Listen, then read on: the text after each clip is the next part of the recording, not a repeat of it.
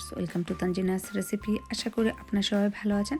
আজ আমি আবারও হাজির হয়েছি আপনাদের মাঝে আরও একটা রেসিপি নিয়ে, আর তা হচ্ছে তান্দুরি চিকেন রেসিপি। আর এই তান্দুরি চিকেনটা আমি চুলায় নর্মাল প্যানে তৈরি করব, কোনো সিজলিং প্যানে না, কোনো ওভেনে না। তো শুরু থেকে শেষ পর্যন্ত দেখার অনুরোধ রইল। আর কীভাবে এত জুচি তান্দুরি চিকেন তৈরি করা যায়, আপনারা যদি আমার পুরো ভিডিওটি দেখেন তাহলে বুঝতে পারবেন। আর যারা এখনও আমার চ্যানেলটিকে সাবস্ক্রাইব করেননি, প্লিজ আমার চ্যানেলটিকে সাবস্ক্রাইব করে নেবেন, পাশে থাকা বেল বাটনটিকে ক্লিক করে নেবেন।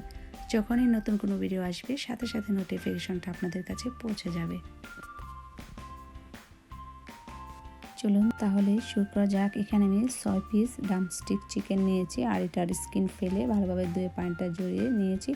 আর এইভাবে করে দাগ কেটে নিয়েছি চিকেনগুলোকে। আর তার মধ্যে স্বাদ মতো লবণ দিয়ে দিচ্ছি পাপরিকার গুঁড়া নিয়েছি 1/2 টিস্পুন, আর গরম মশলার গুঁড়া নিয়েছি 1 টিস্পুন, মরিচের গুঁড়া নিয়েছি 1 টিস্পুন, আর জালটা আপনারা কমিয়ে বাড়িয়ে দিতে পারেন। হলুদের গুঁড়া 1/2 টিস্পুন,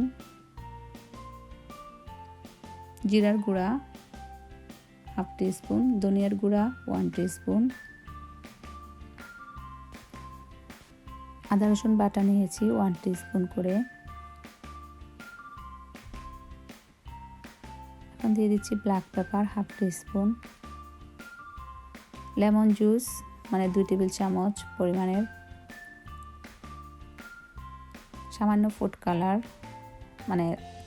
চিকেন তান্দুরিতে একটু কালার দিলে কালারটা খুব সুন্দর হয়। তারপর 2 টেবিল চামচ টক দই দিয়েছি, দিয়ে ভালোভাবে এটাকে মিক্স করে নিলাম হাত দিয়ে।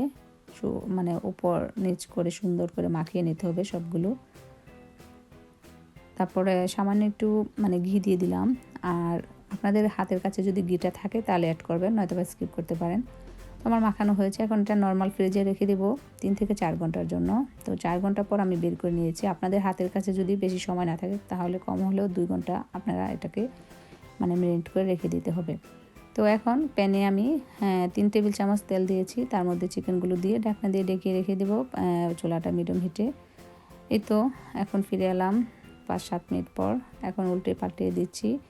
তো এইভাবে করেই আমি একটু পরপর ঢাকনা দিয়ে ডেকে তারপরে এগুলোকে ভেজে নিতে হবে, আর একটু পরপর উল্টে পাল্টে দিতে হবে।